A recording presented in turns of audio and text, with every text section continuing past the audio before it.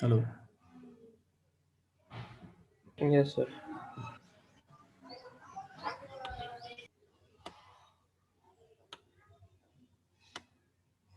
कल वाले टॉपिक समझ में आया था? जी सर। और ये इसको एक चीज़ लिख लेना यहाँ पे, मैं भूल गया था।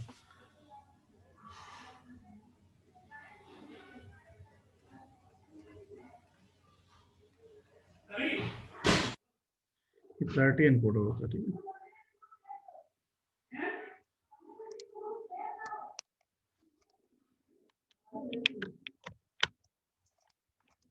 ठीक है, प्रायोरिटी एनकोडर के बारे में आपने पढ़ा ही है पहले। जी सर। ठीक है, तो जैसे जैसे इसकी प्रायोरिटी आती रहेगी वैसे वैसे ये, जैसे 1 है तो ये तो ठीक है इसमें, क्योंकि एक ही 1 है। यहाँ पे जिसकी प्रायोरिटी ज़्यादा है, प्रायोरिटी किससे ज़्यादा है? C2 की। ठीक है, जो इसके अपर है तो उसके हिसाब से ये हो गया। फिर इसकी प्रायोरिटी है 3, तो 3 दे दिया। 4 की है तो 4 दे दिया। ठीक है, ये टॉपिक क्लियर है ना? Yes sir. ठीक है, तो जो यहाँ पर नंबर ऑफ क्लॉक्स यूज हो रही हैं, नंबर ऑफ क्लॉक्स कोई भी यूज हो रही है? कोई भी नंबर ऑफ क्लॉक यूज नहीं हो रही है यहाँ पे। ठीक है, अगर यूज होगी भी तो हम ये कह सकते हैं, जैसे अगर स्टोर करने के लिए हम लोग कोई भी यूज करते हैं तो उसको स्टोर करने के लिए पीपो यूज करेंगे। ठीक है, पैरेलल इन पैरेलल आउट। अगर वो यूज करते हैं तो इसमें एक क्लॉक पल्स की जरूरत पड़ती है, वरना इसमें कोई भी पल्स की जरूरत नहीं है। ठीक है, जी सर।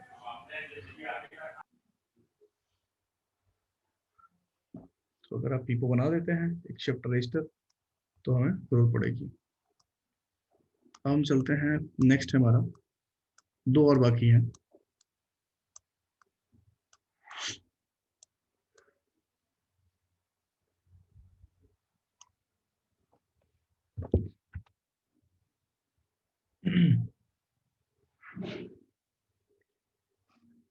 नेक्स्ट है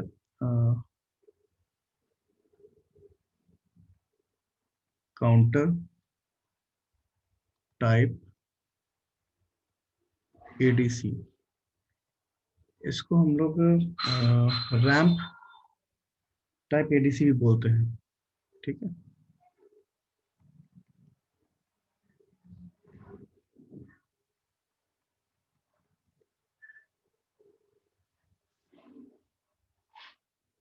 ठीक है।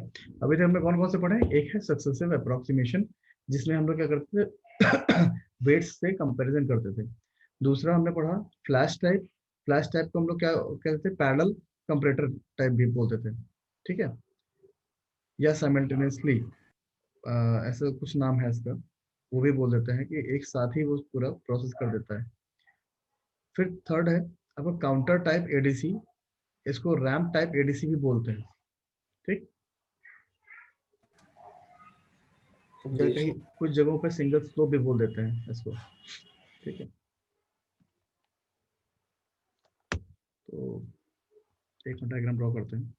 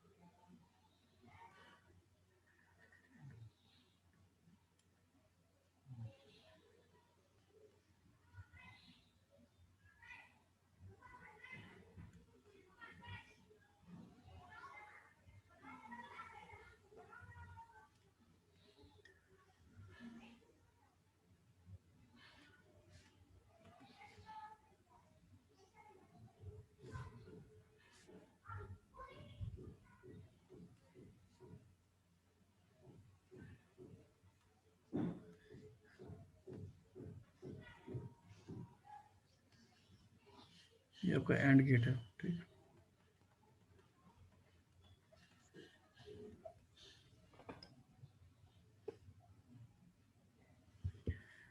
ये हो गया काउंटर, ये DAC।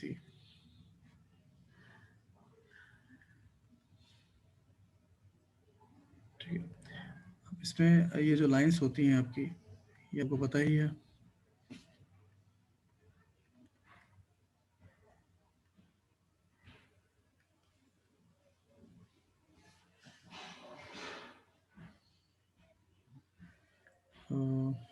चलिए बाहर निकाल लेते हैं, तब निकालते हैं इसको। सपोज ये क्या है, B0, ये रुकिए, इसको कर लेते हैं Bn-1। This is B0, B1, B2। ठीक है, ये क्लियर है कि यहाँ पर हम लोग क्या कर रहे हैं, बाइनरी बिट्स कलेक्ट कर रहे हैं, जो भी बाइनरी डेटा हमारा जनरेट होके आ रहा है उसको कलेक्ट कर रहे हैं, या फिर इसको लिख सकते हैं डिजिटल आउटपुट। ठीक है, इसको ड्रॉ कर लो, फिर समझाते हैं इसको।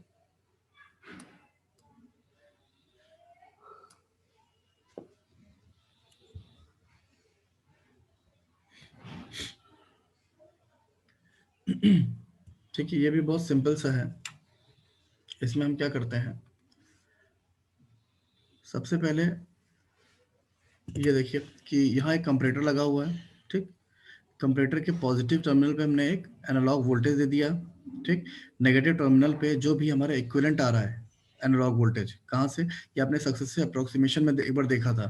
ठीक है, बट यहाँ पर हमारा जो सर्किट लगा हुआ है, वहाँ क्या था, रजिस्टर में यूज करते थे, और यहाँ पे काउंटर यूज कर रहे हैं। ठीक, तो शुरुआत होती है यहाँ से कि D2A कन्वर्टर। ठीक, यहाँ से हमें एक एनालॉग वोल्टेज मिलेगा, जो भी यहाँ पर करस्पॉन्डिंग कोड है, डिजिटल आउटपुट है, उसके करस्पॉन्डिंग यहाँ पर कोड मिलेगा, हम लोग यहाँ पे कंपैरिजन करेंगे। ठीक है, तो सपोज पहले हमारे पास 0 है, जो भी डेटा है वो 0000, जितने भी आपके डिजिट्स हैं वो 00 दे रहे हैं, तो यहाँ पर से 0 आएगा आपको। ठीक है, तो अब VA और 0 में कंपैरिजन होगा, तो VA अगर बड़ा है तो वो क्या करेगा, एक यहाँ पर आउटपुट जनरेट करेगा। क्या आउटपुट जनरेट करेगा, 1। ठीक है, जब 1 करेगा तो ये एंड गेट ऑपरेट करेगा। ठीक है, और ये क्या करेगा, क्लॉक को इधर पास करेगा। तो हर एक क्लॉक को जब पास करेगा तो उसी क्लॉक पल्स पे क्या होगा, काउंटर अपना काम करता रहेगा। कि सबसे पहले हमारे पास क्या था रीसेट कंडीशन में, 0000, सपोज हम 3 बिट का ले लेते हैं अगर, तो 000 था।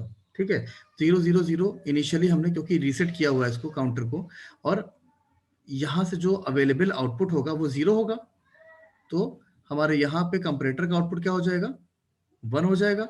जैसे यहाँ 1 रहेगा तो एंड गेट में अगर हम 1 से और दूसरा सिग्नल जो भी मल्टीप्लाई करते हैं तो वही सिग्नल सामने आता है इधर, तो हम इसको क्या बोलते हैं कि यहाँ पे क्लॉक हमारी आ रही है। तो ये क्लॉक किसको प्रोवाइड की जा रही है, काउंटर को। तो जब तक क्लॉक मिलेगी तब तक काउंटर काउंट करेगा।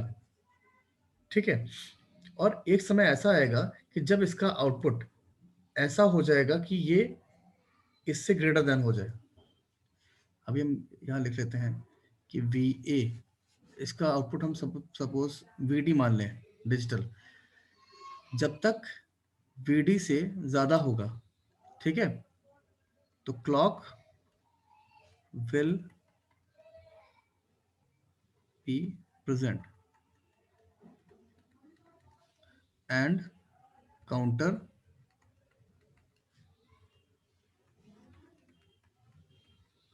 ऑपरेट्स।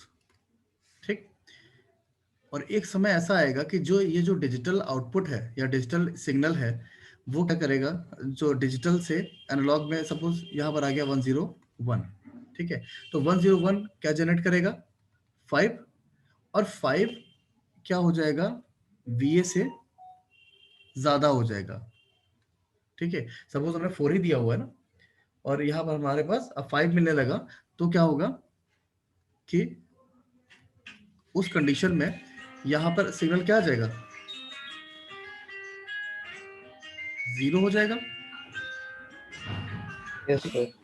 ठीक है, क्योंकि VA is less than VD, तो जो पॉजिटिव टर्मिनल पे हमने दिया हुआ है वो अगर छोटा हो गया तो आउटपुट क्या देगा, 0 देगा। 0 देगा तो ये एंड गेट ऑपरेट नहीं करेगा, तो क्लॉक भी क्या हो जाएगी, 0, क्लॉक प्रेजेंट नहीं रहेगी, क्लॉक विल एब्सेंट। ठीक है, and counter stops to operate. ये चीज समझ आई। जब यहाँ क्लॉक ही नहीं Yes, होगी, sir. क्लॉक 0 हो गई, क्लॉक प्रोवाइड नहीं हो रही है, तो काउंटर अपना ऑपरेशन करेगा ही नहीं। तो जो भी जिस भी जगह पे आउटपुट आपका रह गया, जैसे 101 आ रहा था, वही 101 हमारा डिजिटल आउटपुट हो जाएगा। ठीक है, Yes, sir. एक बार फिर से समझा दूं। नहीं sir. ठीक है, किसी की जरूरत नहीं है ना। तो इसमें जो मैक्सिमम नंबर ऑफ क्लॉक्स हैं,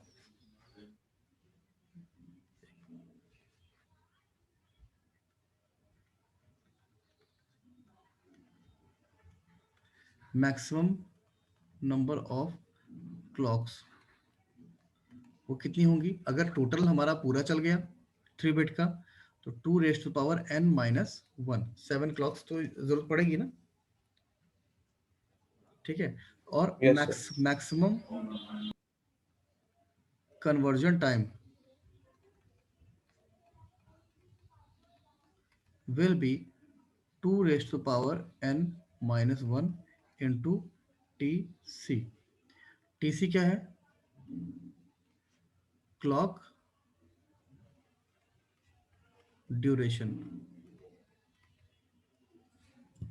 clear. Ji sir.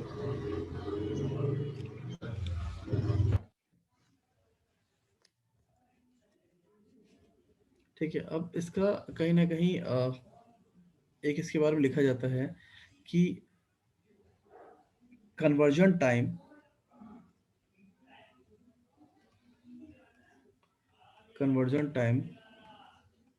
Depends on analog voltage. ठीक है, तो कन्वर्जन टाइम, क्योंकि मैक्सिमम तो मैंने बता दिया 2⁻n−1 इंटू TC, लेकिन अगर हमारा वोल्टेज जैसे 8, ये तो कहाँ तक जाएगा, टोटल 7 तक जाता है ना, 0 to 7 काउंट करेगा इतने वोल्ट। तो अगर हमारा कम हो जाता है तो कम में काम चल जाएगा। जैसे अगर 3 वोल्ट ही हुआ एनालॉग वोल्टेज, तो क्या होगा, 3 वोल्ट करने के बाद जब चौथे पर जाएगा तो उसके बाद ब्रेक कर देगा। ठीक है, Yes, sir. 011 तक ही आएगी। जैसे हम लोग क्या करेंगे, 100 पर काउंट करेंगे, वो क्या कर देगा, ब्रेक कर देगा, तो वहां काउंट ही नहीं होगा। ठीक है ना, ये क्लियर, जी मैं sir. आगे आगे बढ़ूं। Yes, sir. ठीक है, अब इसके बाद नेक्स्ट है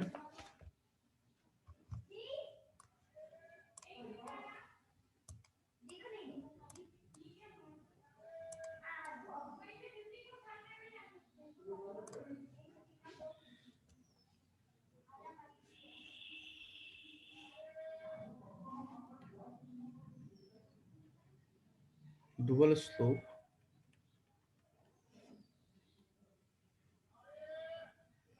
इंटीग्रेटिंग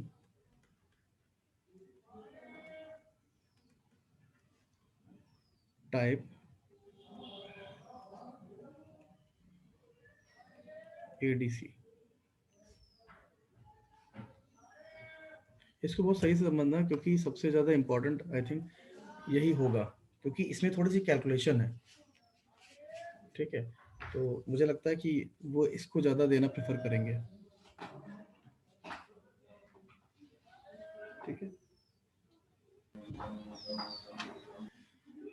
चलिए डायग्राम ड्रॉ कर लीजिए।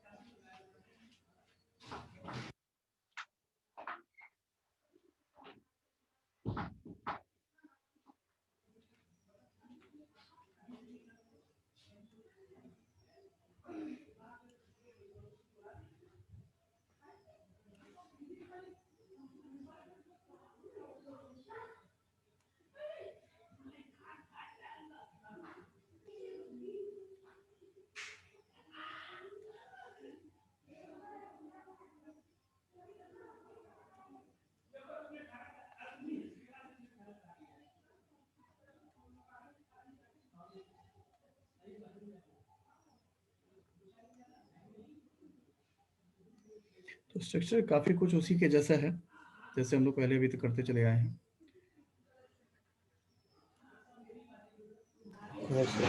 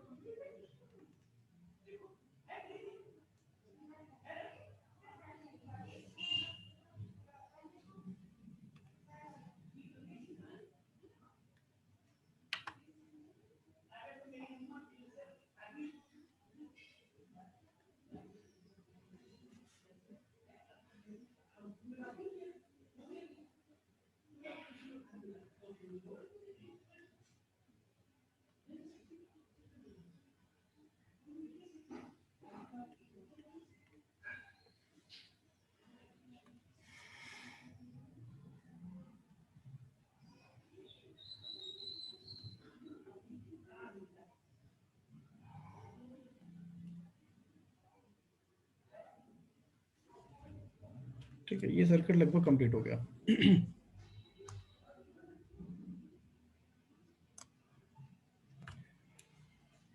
ये हो गया आपका एंड गेट, ठीक, ये हो गया कंपैरेटर,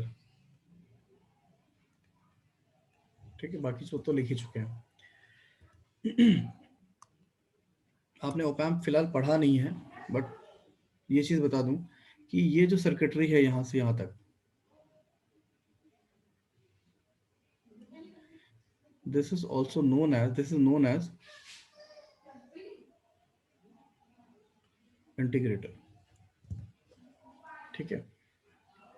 मैक्सिमम हो सकेगा आपको जितने भी ओपैम्प के पॉसिबल सर्किट्स हैं बेसिक आप पढ़ भी चुके हैं। जैसे पहले हमने क्या किया था, जब हम डी टू ए कन्वर्जन कर रहे थे तो वहां हमने समिंग एम्पलीफायर पढ़ा हुआ था, ठीक है। समिंग एम्पलीफायर से ही हम लोग बनाते थे, डी टू ए कन्वर्जन करते थे, ठीक। उसी तरह यहाँ पर ओपैम्प का एक दूसरा यूज है, एक कंपैरेटर यूज आपने देख लिया था ओपैम्प का, एक ओपैम्प का ये यूज है कि हम लोग उसको एज ए इंटीग्रेटर, इंटीग्रेटर पता है क्या क्यों यूज करते हैं, किसी को पता है? डिफरेंशिएटर क्यों यूज किया जाता है, किसी को पता है, आइडिया कोई?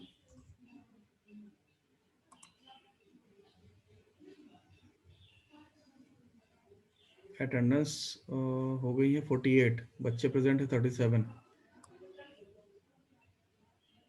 ये काम करते सेकंड मीटिंग में भी हम लोग एक अटेंडेंस ले लेते हैं, दोनों को ही, जो दोनों में प्रेजेंट रहेंगे उनको ही अलाउ करते हैं। क्यों हाँ हाँ सर कर लीजिए। हाँ यही करते हैं। इस मीटिंग में तो आप लोग प्रेजेंट जितने लोग दे चुके हैं दे दीजिए, नेक्स्ट मीटिंग जब शुरू होगी तो उसमें भी एक उसमें अटेंडेंस तो ले सर लेते हैं। हाँ इसके भी आधे ही हो जाते हैं उसमें। वही मैं कह रहा हूँ कि उसमें बहुत ज़्यादा कम होता है, तो दोनों में ले लेता हूँ, जी सर। ठीक है। इन्फॉर्म भी कर दीजिएगा उनको जो भाग जाते हैं, ठीक है। ठीक।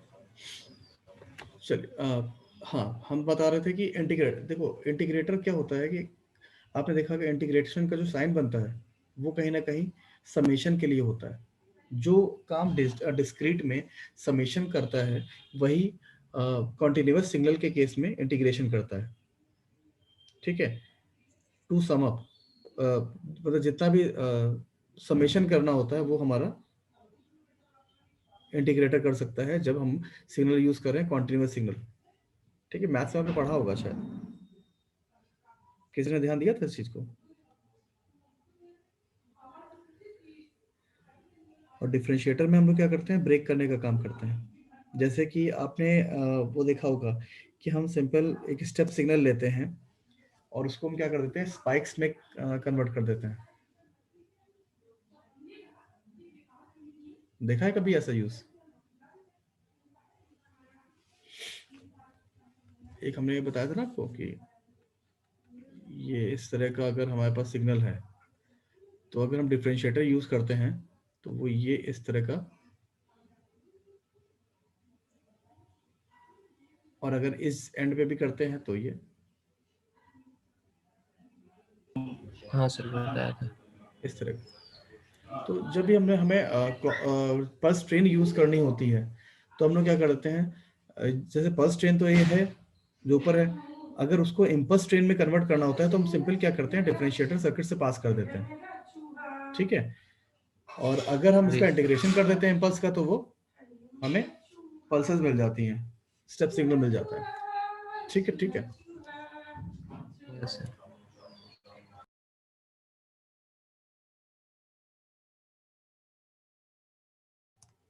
हेलो, हाँ, अब इसका ऑपरेशन समझते हैं धीरे धीरे। एक बार पहले स्टार्टिंग में आप समझ लीजिए कि इसमें क्या क्या हो रहा है। कि ये जो स्विच है एस, ठीक है, स्टार्टिंग में हम लोग क्या करेंगे, ये देखो ये कंट्रोल सर्किटरी है। स्टार्टिंग में जो भी काउंटर में काउंट होता है वो 0 0 0, जितने भी बिट्स हम लोग यूज करते हैं, ठीक है, उस टाइम पे किसी पर्टिकुलर टाइम पे, टाइम टी क्लोज टू 0 पे इन्होंने क्या किया, इसको स्विच को यहाँ क्लोज कर दिया, वीए से कनेक्ट कर दिया। तो जब वीए से कनेक्ट किया तो हमारे पास क्या है, वीए सिग्नल जो भी हम एनालॉग सिग्नल प्रोवाइड कर रहे हैं वो आता है। ठीक है, वो जब ट्रांसमिट होने लगेगा तो यहाँ देखिए, अब इंटीग्रेटर से अब ओपैम्प लगा हुआ है तो यहाँ पर एक वोल्टेज अवेलेबल है, अभी वीआर से कनेक्टेड नहीं है। ठीक है, तो इस जगह क्या हो जाएगा, वर्चुअल ग्राउंड हो जाएगा। देखिए जी सर। यहाँ पे आपका V इक्वल टू 0 हो गया वर्चुअल ग्राउंड की वजह से। ठीक, तो हमारे पास जो सर्किट बन रहा है वो क्या है, हम यहाँ पर फिलहाल वो एक कैलकुलेशन कर लेते हैं। एट t इक्वल टू 0, ठीक है, हमने स्विच को कनेक्ट किया और हमें जो वोल्टेज है वो कितना मिलने लगा, VA। इस पॉइंट पे वोल्टेज 0 हो गया, जो भी करंट यहाँ फ्लो कर रही होगी वो यहाँ से निकल जाएगी। ठीक है, यहाँ पर आउटपुट क्या है, V0। तो हम अब स्टार्ट करते हैं, VA माइनस 0 अपॉन R, ठीक है, इज इक्वल्स टू, क्योंकि करंट की इक्वेशन लिख रहे हैं हम, तो अब अगर हमारा कैपेसिटर होता है तो उसमें इक्वेशन कैसे बनती है, किसी को पता है? अगर आप करंट हमें निकालनी है कैपेसिटर के केस में तो फॉर्मूला क्या बनेगा? बोलो। तो C D V by D T होता है। तो वोल्टेज डिफरेंस कितना है, 0 माइनस V0। ठीक है ना, यही होगा। इसी को हम आगे कैलकुलेट करते हैं। तो VA अपॉन R, और इधर C आ गया, ठीक, और यहाँ पर आ गया आपका minus D by D T of V0। Then V0 will be क्या हो जाएगा, minus 1 upon RC integration of VA dt from 0 to, एक हमने टाइम मान लिया T1। ठीक, तो इसको करते हैं तो minus T1 upon RC into VA। Clear? Yes sir. ये हो गई इक्वेशन नंबर 1। ये कहां से कहां तक चला? अब ये चल हो कैसे रहा है यहाँ भी अब देखो वी नॉट यहाँ पे इसके अकॉर्डिंग आएगा ये वाला, ठीक। हम 0 से लेके T1 टाइम तक चल रहे हैं। हम यहाँ पर एक बना भी लेते हैं।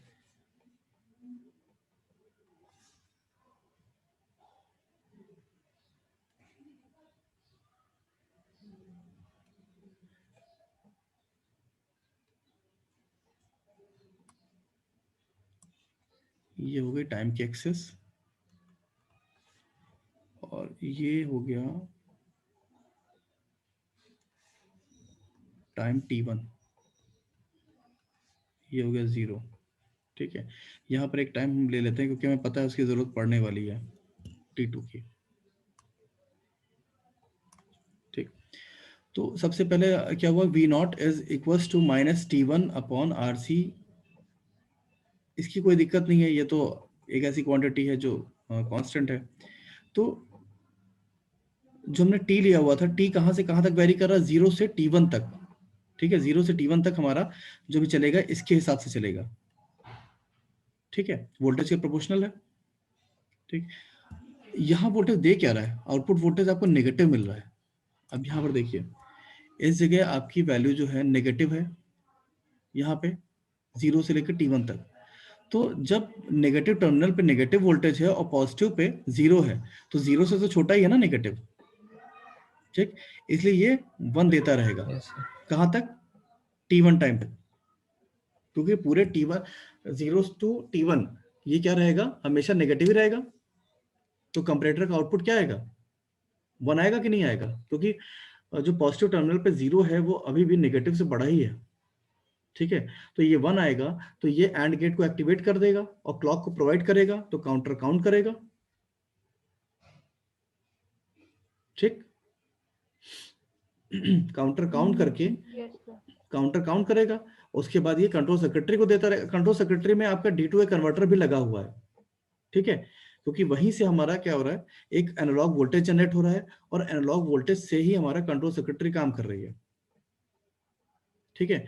तो वो काउंट करता जा रहा है और जब तक वो 0 0 0 0 समथिंग नहीं आ जाता तब तक वो क्या करेगा, इसको स्विच को VA पे ही रखेगा, ठीक है।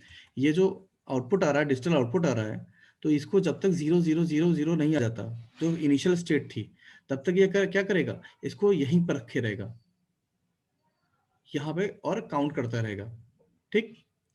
यहाँ तक की प्रोसेस समझ में आ गई। डुअल स्लोप इसको कहते क्यों है वो भी बताएंगे।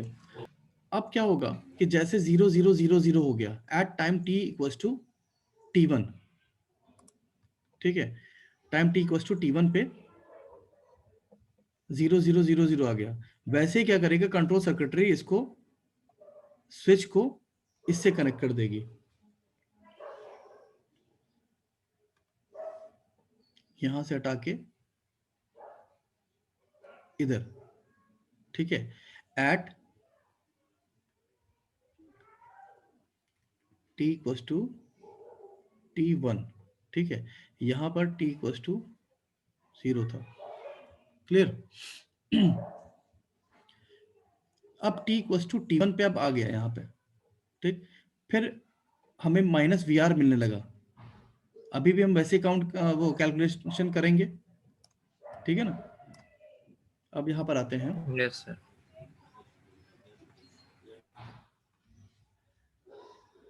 Eight t equals to T1 पे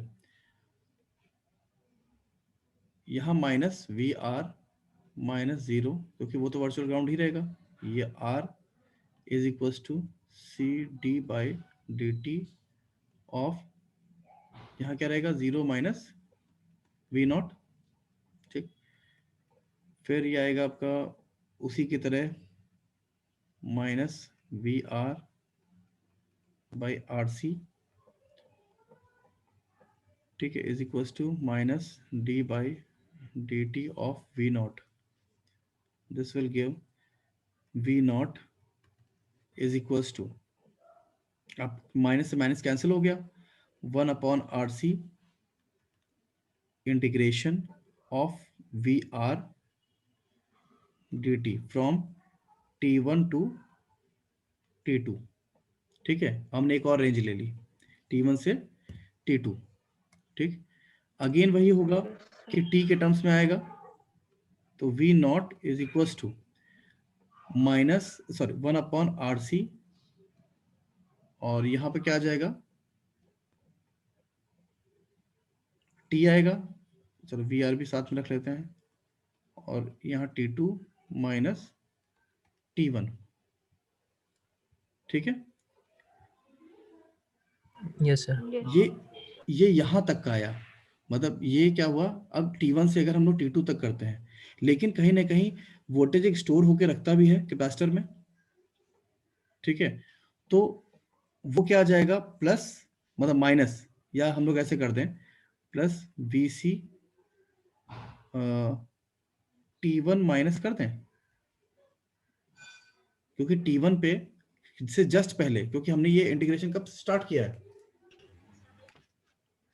देखो ये जो क्वांटिटी है इसको भी तो हमें यूज करना ही पड़ेगा ना, ये व्यर्थ नहीं जाएगी, क्योंकि कैपेसिटर में जी स्टोर सर। स्टोर होकर रहता है। तो जैसे हम लोग T1 पे स्टार्ट करते हैं, तो कुछ ना कुछ इनिशियल कंडीशन होती है, तो वो इनिशियल कंडीशन भी ऐड हो जाएगी, उसको हम लोग जीरो माइनस लिखा करते हैं, लेकिन हम जीरो से नहीं कर रहे हैं स्टार्ट, हम T1 से कर रहे हैं स्टार्ट, तो T1 माइनस, तो V not is equal to 1/RC VR T2 minus T1 minus T1/RC और VA, ये बन गया। ठीक, यस सर। दोनों ही केसेस में देखोगे तुम, यहाँ पे VA पे डिपेंडेंट है, VA के प्रोपोर्शनल है, ठीक है, लेकिन स्लोप क्या है, नेगेटिव है। ठीक, और यहाँ पर भी देखिए वी नॉट जो है, वी नॉट क्या चलेगा, दोनों पे डिपेंडेंट है। जब तक इसकी वैल्यू, ये वाले टर्म की, इससे ज्यादा नहीं हो जाती, तब तक क्या होगा, नेगेटिव वोल्टेज मिलता रहेगा कि नहीं। ये अगर हम फर्स्ट पार्ट माने और ये सेकंड पार्ट माने, तो जब तक हमारा फर्स्ट पार्ट की वैल्यू, क्योंकि ये धीरे धीरे बढ़ेगा, मैं दिखा देता हूँ स्लोप कैसे चलेगा आपका, ये इस तरह से स्लोप आएगा नेगेटिव, और उसके बाद ये पॉजिटिव होना शुरू हो जाएगा, क्योंकि एक पॉजिटिव वोल्टेज है आपके पास और एक नेगेटिव वोल्टेज है, तो धीरे धीरे बढ़ना शुरू हो जाएगा, और कहाँ तक चलेगा, T2 तक, उसके बाद 0। ठीक है, तो ये जो है यहाँ तक नेगेटिव स्लोप, और यहाँ पे पॉजिटिव स्लोप। ठीक है, इसीलिए इसको डुअल स्लोप बोला जाता है। ठीक है ना, ये हो गया आपका V नॉट। ठीक, क्लियर, तुम आगे बढ़े। Yes sir. अब होगा क्या, यस सर। यहाँ पे जब ये वोल्टेज आपको मिल रहा है at the end of T2, और T2 पे क्या हो जाएगा, वोल्टेज जीरो हो जाएगा, आउटपुट वोल्टेज। ठीक, तो हम यहाँ कर लेते हैं at T equals to T2 V not is equals to 0। ठीक है, तो 1/RC कॉमन अगर हम ले लें, ठीक, then VR T2 minus T1 minus T1 VA is equals to 0 हो जाएगा। दोनों को अलग अलग कर लेते हैं, 1/RC 0 की तरफ चला जाएगा, तो VR T2 minus T1 is equals to T1 VA।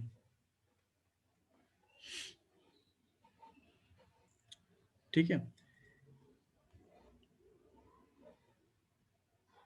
अब दोनों में रिलेशन निकालते हैं T1 और T2 में।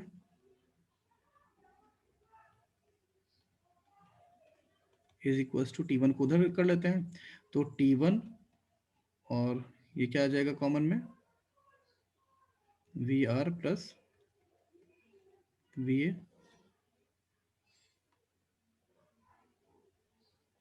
ठीक, and then T2 is equals to T1 1 plus VA by VR, ठीक है। या इसको हम लोग ऐसे बोल सकते हैं T1 VA अपॉन VR, ठीक है।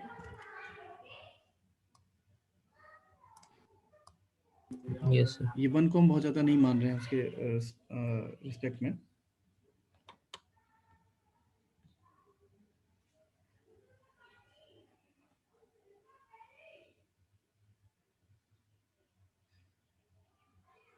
ठीक है,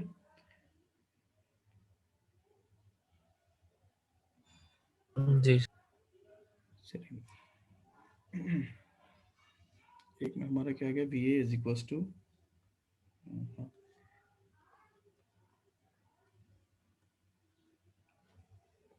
ठीक,